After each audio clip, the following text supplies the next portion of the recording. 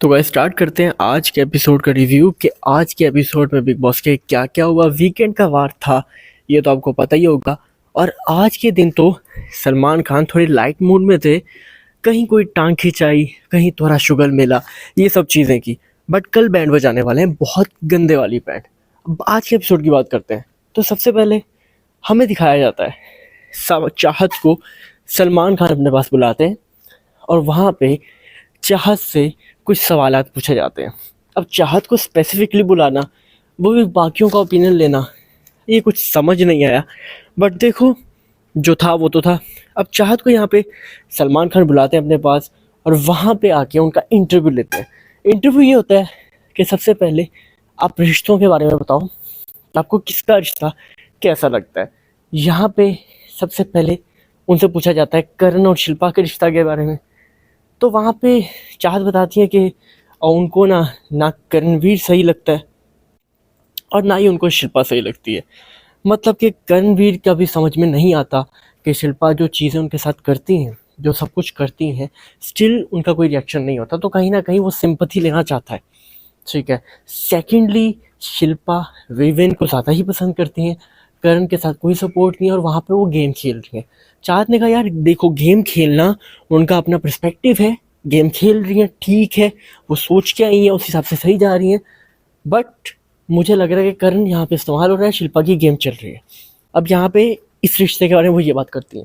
Second, यहाँ पे पूछा जाता है कि अविनाश, ईशा और विवियन, सलमान भाई कहते हैं कि इनके रिश्ते के बारे में आपका क्या ख्याल है। तो यहाँ पे चाहत कहती हैं कि यार इनका रिश्ता जो मुझे आइडिया है, जो मुझे है ना, कि ये थोड़ा फेक है, ये सिर्फ ना इस शो तक ही लिमिटेड रहने वाला है, इसके बाद ये एक दूसरे को नहीं देखेंगे।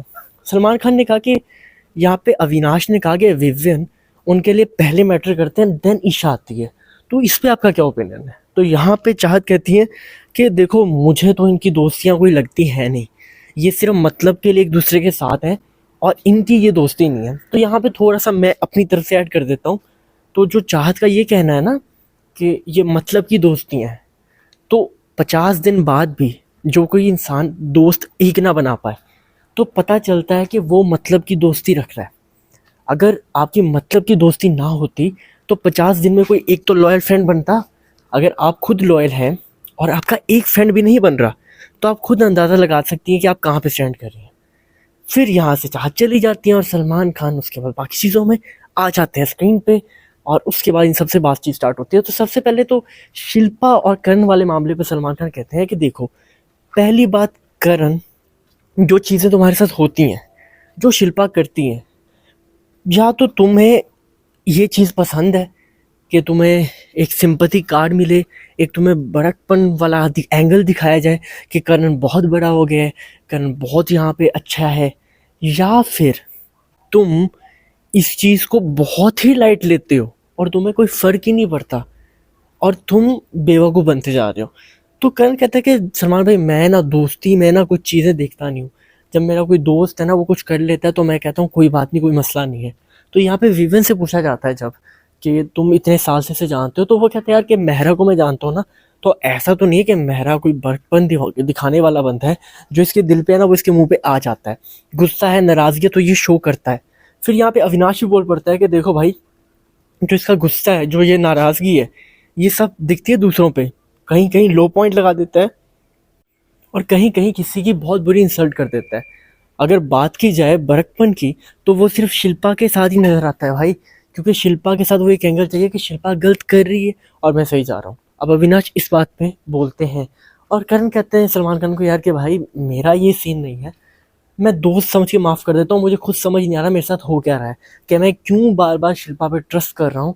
और यहाँ पे सलमान खान कहते हैं देखो भाई, तुम समझो या ना समझो, ये शिल्पा यहाँ पे गेम खेल रही है और शिल्पा उसके बाद वही नौ सलमान ये वो, और तुम क्या आप कह जाओगे और उसके बाद ये सब लोग मुझ पे चढ़ेंगे, मुझ पे बोलेंगे कि नहीं तुम गेम खेल रही हो, तुमने ये किया वो किया।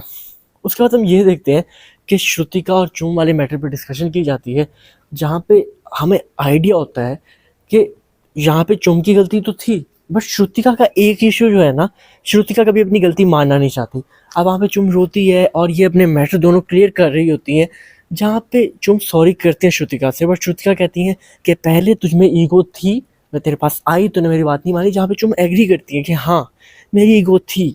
बट वहाँ पे श्रुतिका का एक इशू, श्रुतिका का जो मेन है ना, वो कभी किसी की सिचुएशन नहीं देखेगी, कभी किसी की हालत नहीं देखेगी, उसको बस उसकी बात बोलनी है, उसको कोई फ़र्क नहीं पड़ता उस टाइम पे दूसरा इंसान किस सिचुएशन में है। जो कि आई थिंक ये श्रुतिका के खिलाफ ही चीज़ें काम करती हैं। तो कहीं ना कहीं श्रुतिका को इस चीज़ को समझना पड़ेगा कि ऐसे नहीं करना है उसे। मतलब कि आप दूसरे पे सारा बोझ डाल नहीं सकते, आपको दूसरे की इमोशंस को, दूसरे की फीलिंग को समझना चाहिए। तो यहाँ पे दिग्विजय बीच में आ जाता है और आके बात कर रहा होता है, अपना पॉइंट ऑफ व्यू रख ही रहा होता है, तो श्रुतिका उससे गुस्से में कहती है कि निकलो यहाँ से, चलो जाओ यहाँ से, और तुम, हमारी बात हो रही है ना, तुम क्यों बीच में आ रहे हो। और दिग्विजय कहता है कि भाई मेरी बात है, मैं भी बीच में आऊँगा, और मैं बात करना जब करेगा मैं तुझसे पूछ के नहीं करूँगा। श्रुतिका कहती है कि चलो तुम बात कर लो, मैं नहीं कर सकती यहाँ पे। और यहाँ पे दिख रहा है कि श्रुतिका की और दिग्विजय की भी जो दूरियाँ तकरीबन बहुत ज़्यादा हो गई हैं। फिर कहीं ना कहीं यहाँ पे दिग्विजय की भी कुछ गलतियाँ थी, क्योंकि दिग्विजय ने भी काफ़ी जगह पे हमने देखा है कि श्रुतिका को सपोर्ट नहीं किया, और जहाँ पे उस पर ब्लेम डालना ना भी था, वहाँ पे भी उस पर ब्लेम डाला। तो कहीं ना कहीं दिग्विजय का ये है कि नहीं, एक दफ़ा अपने आप को ऑनेस्ट दिखाने के चक्कर में अपने दोस्तों को भी हर्ट कर चुका है वो यहाँ पे।